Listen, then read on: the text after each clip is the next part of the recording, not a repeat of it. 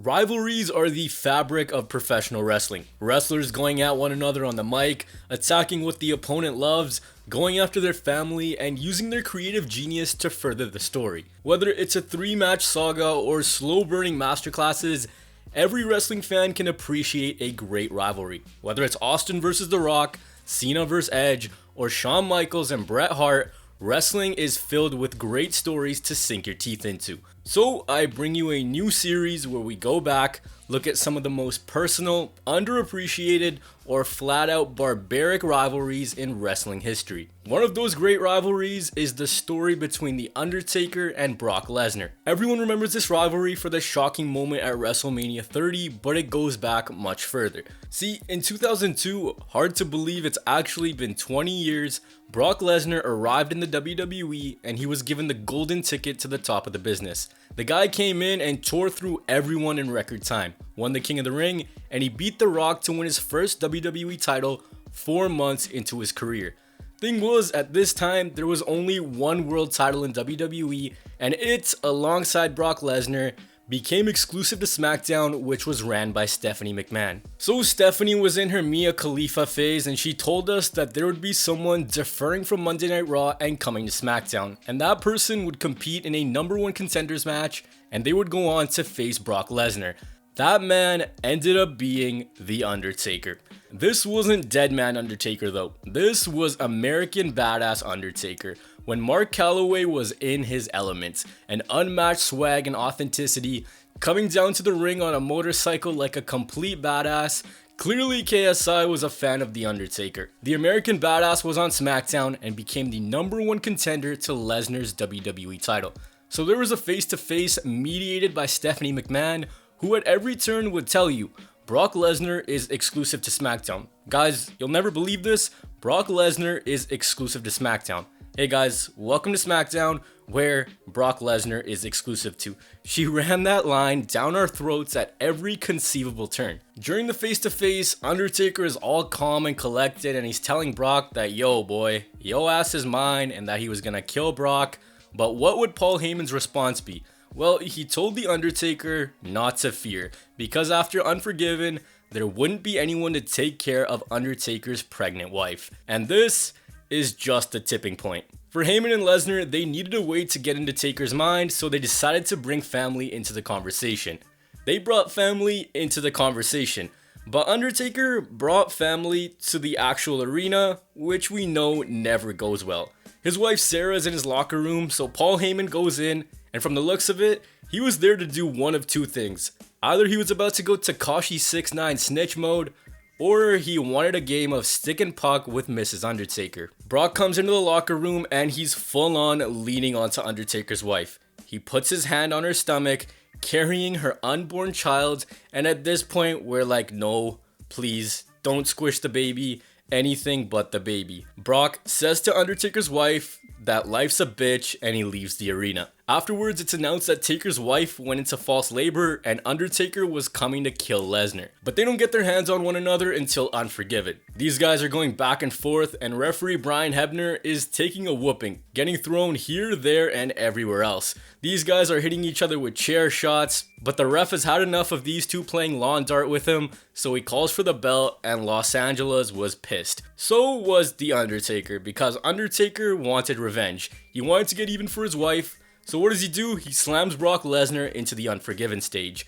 And on the following SmackDown, I don't know which dumbass sent Funaki to go interview Lesnar, but he got destroyed. Undertaker and Brock Lesnar were brawling in the backstage area, but Heyman and Lesnar had to go lower. They show up on SmackDown and they bring this woman with them. Who is she? She's not a wrestler. She's not an agent. Brock's girlfriend? Maybe. Maybe she's a Paul Heyman girl. This woman comes out and she claims that The Undertaker was sleeping with her while he had a pregnant wife. She was exposing Undertaker as a bad husband and a complete man whore. So Undertaker's freaking out at this point, trying to clear the air, like, no, I ain't banging this chick, I have no idea who she is, and trying to come clean to his wife. Now he's infuriated and wants to rip off Lesnar's head even more. So a match is made for No Mercy. This time, nowhere to run, nowhere to hide, because this match would be inside Hell in a Cell. So we get to Hell in a Cell, and this match has to be one of the most underappreciated Hell in a Cell matches out there. Both guys were a bloody mess, steps were being chucked everywhere, and even Paul Heyman was wearing a crimson mask after Undertaker got his hands on him. They have brilliant psychology, going back to Undertaker's broken hand and Brock ripping the cast off. But the match ends when Brock Lesnar beautifully transitions a tombstone to an F5 and he takes the win. Brock scales the cage, and No Mercy goes off the air with Brock Lesnar at the top of the cell and the top of the industry. Legit a chef's kiss of a match. Now Brock was a made man. Shout out to Undertaker. If the King of the Ring didn't do it, if The Rock didn't do it, if beating Hogan didn't do it, then this did it. The Undertaker put Brock Lesnar over, and that resonated a lot with the fans. Lesnar had earned Taker's respect both in and outside of the ring. For Taker and Brock, they didn't meet after this. Brock last eliminated Taker in the 2003 Royal Rumble, and Lesnar was mixing things up with Kurt Angle. But it was Kurt Angle who would be the subject of chaos when these two would meet again. In August of 2003, Kurt Angle was the reigning WWE champion, and Brock would legitimately go apeshit every time someone told him that he tapped. So Undertaker came out and he's telling Brock that he's had his chances at the WWE title and now it was his turn. Undertaker gets a match with Kurt Angle by beating Brock, and this data analytics officer ruins the match by attacking both men. Brock captures the title from Kurt in a 60-minute Iron Man match, and keep in mind, this is a point in SmackDown history where Vince McMahon was running crazy and trying to make Stephanie quit her job. He was out here making out with Sable in front of his daughter, shaming his family, and calling Stephanie, his own daughter, a bitch. Brock was backed by Mr. McMahon, who unleashed the beast even more. But would he be able to survive The Undertaker at No Mercy? This time in a biker's chain match. These guys were brawling and Brock dragged Undertaker around with a chain wrapped around his neck like Undertaker was a cow from his farm. So we get to No Mercy and Vince McMahon cost Undertaker the match, and this was it. This would be their final meeting for a while. Headed into WrestleMania 20, Brock Lesnar's contract was about to expire, and he let that happen because he was tired of the road schedule and he wanted to pursue a career in football. Funny enough, after Mania 20, Brock Lesnar was supposed to work with The Undertaker again, who had brought back the Deadman character, but Brock didn't want to do this because he thought that the character made opponents look bad because Taker wouldn't sell much. So Brock rode off into the sunset with all these accomplishments, went to go play football, and then he went to the UFC, beat up Randy Couture, beat up Frank Mir, and he was making waves away from the WWE. Meanwhile, Undertaker was being the biggest shit disturber you've ever seen. He was making Randy piss his pants, making Edge's life hell, retiring legends, and the biggest thing of all was he was adding more victims to his legendary WrestleMania undefeated streak. These two had a brief interaction at UFC 121 where Brock lost to Cain Velasquez, and Brock walks by The Undertaker, and you hear Undertaker say, "You want to do it?" It was later revealed that this was a shot in case Brock returned to the WWE, but would Brock actually come back? Of course he does. Almost everyone comes back. In 2012, yes, this moment is a decade old now, Brock Lesnar made his return to the WWE, and it was an odd road for him. He lost to John Cena at Extreme Rules, had flashes of brilliance here and there, but fighting Mark Henry and The Big Show headed into 2014, not exactly where we thought that Brock Lesnar would be. Big time attraction, yes, but something didn't feel right. So weeks before the 30th anniversary of WrestleMania, Paul Heyman demands Brock be added to the WWE title match between Orton and Batista. And could you imagine if we got 3/4 of the OVW4 wrestling at WrestleMania 30? That would have been amazing. But his request was rejected, and he instead got an open contract to face anyone he wanted at WrestleMania. Heyman was telling the fans that if it wasn't the title, it wouldn't be anything. Brock is not showing up. Paul Heyman said, "You will give Brock Lesnar history to conquer or he won't be at WrestleMania." And then the gong hits and Undertaker makes his way down to the ring, looks at Brock, and then he looks at the Mania sign, and Brock signs the contract, encouraging Taker to do the same. Taker takes the pen and he stabs it into Brock's hand, and I guess it was as good as official. Brock versus Taker. Would the streak continue, or would there be that 0.01% chance that it could be broken? And man, oh man, can Paul Heyman ever sell a wrestling match? The dude could low-key sell you your ex back. He was telling anyone that would listen that Brock will end the streak, that Undertaker shouldn't step into the ring with Lesnar because it would tarnish his legacy. And Paul Heyman said that at WrestleMania, you were about to see a moment more iconic than Hogan beating Andre. But come on, there's no way Undertaker was actually gonna lose. Heyman's a wrestling manager, his job is to hype up matches. So it's WrestleMania 30, New Orleans, Louisiana, and we're like, alright, here comes Undertaker's 22nd victim. The match starts and Undertaker looks very sluggish.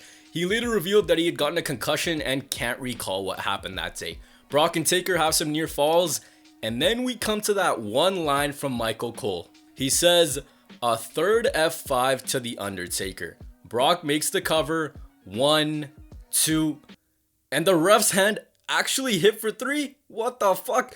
The entire world was in shock. How could this have happened? The streak was immortal, and so was Undertaker at WrestleMania.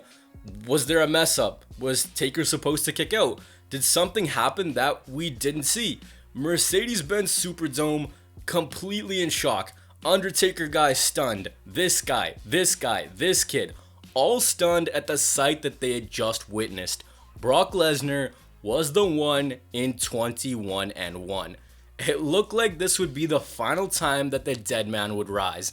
The stunned arena is clapping for Taker as he leaves WrestleMania. He was truly human. We all remember where we were during this night, but the weird thing is that the Undertaker doesn't.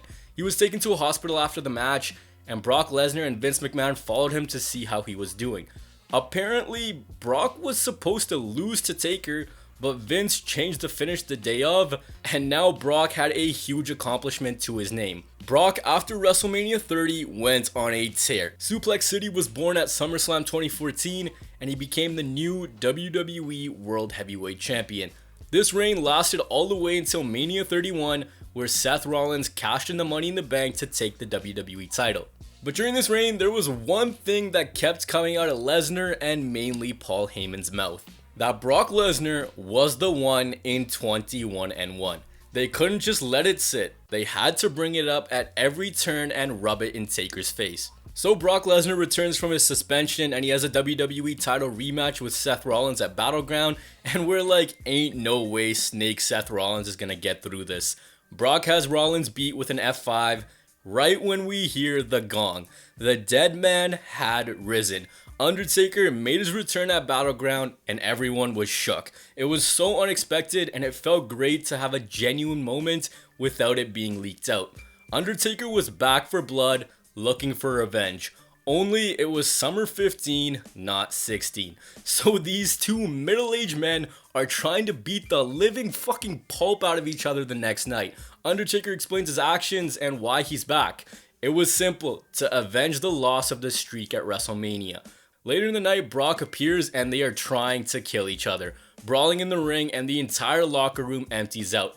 Everyone is in there trying to separate these two men. Brock says to The Undertaker, I will kill you. And Undertaker goes, you're gonna have to. They're brawling in the back, there's police, no sense of order seems to be coming back to Raw that night. So the match is made the main event of SummerSlam 2015. Brock Lesnar versus The Undertaker. No bullshit, two guys hell-bent on killing each other. Undertaker was out here ruining Brock's homecoming on the road to SummerSlam, and then we get to the Barclays Center. And can I just say, I don't mess with a lot of pop music, but Cool for the Summer was the perfect theme for SummerSlam 2015. For this match, the promo package had superstars talking about how shocking a moment it was at Mania 30 and how the unthinkable happened. Everyone is putting over Brock and questioning Taker.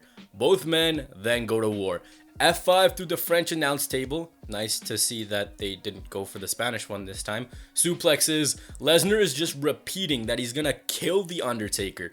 They kick out of each other's finish, but in this match we can tell that this is a different Undertaker than the one at Mania. But we get a hella screwy finish at the end of the match. Brock Lesnar has The Undertaker in a Kimura lock. Brock's shoulders are counted down, but it's only a 1 count. The bell rings and Heyman is hyped. He saw something that the crowd may not have. That is because Undertaker had tapped out of the ref's sight. So the ref's arguing with the overzealous timekeeper and the match is continuing. With the ref looking away, Undertaker hits a low blow on Lesnar, puts him in the Hell's Gate, and Brock just throws up the middle finger in defiance, and he's out. Undertaker wins. Undertaker had gotten his revenge, but we weren't done yet. These two would meet one final time. Hell in a Cell 2015. Perfectly enough, the location was Los Angeles, California. The same place they met for the very first time on pay-per-view. They had Stone Cold hyping up the match in the weeks before. Paul Heyman legit told The Undertaker to go F himself. So we get to Hell in a Cell, and it's the final encounter. The video package made it seem like the world was actually about to explode. Brock Lesnar, Undertaker. The final meeting between these two legends of the wrestling business. And only the second rivalry to have two Hell in a Cell matches, the other being Cena and Randy Orton. So they get in the ring, Brock is hitting F5s, Undertaker's going for his big moves, and the ring mat is ripped up. They go to war, and the story is how both men are now at their apex and they will not quit. They have small little callbacks to their first dance inside Hell in a Cell, and the finish comes when Brock Lesnar hits a low blow just like Undertaker at SummerSlam, F5, and that's all she wrote. This cemented his legacy even more, beating Undertaker twice in Hell in a Cell and once at Mania. At the end of the match, it looked like this was it for Taker. The crowd is chanting "Thank you, Taker," everyone's up, they're clapping, and what a way to go out. Until the Wyatts come out, drag him to the back, and he didn't end up retiring, psych you thought. And that was it for these two. They haven't met since, and they'll probably never meet again. This rivalry is brilliant. You know why? It's a retrospective you're able to look at it with. You go to the start. Brock Lesnar is this 24-year-old rookie, and Taker is the veteran, changing up his game. He helps get the young star over and earns his respect. Then that same rookie returns, and he's matured, and now they're both equal. They then use an undefeated record to prove who truly is the best. Then they go on to give the crowd classic matches that extend much further than championships. Every time these guys were in the ring together, anytime they had a match, except for the stinker at Mania 30, they destroyed it. This feud made Brock Lesnar. When Brock goes into the Hall of Fame, there's one obvious choice to induct him, and it's one of his good friends, The Undertaker. And if you can take one thing from this rivalry and from The Undertaker, it's that you never get a tattoo that you might later regret. So I hope you guys enjoyed this new series. If you guys like it, we'll continue it. Drop some requests of what you'd like to see. There's so many rivalries that I want to do retrospectives on and look back at. Thank you guys for supporting the channel. It means more than you guys will ever know. We're still in some pretty tough times with this pandemic, so take care of yourself, take care of your loved ones, and I'll see you guys in the next one. Peace.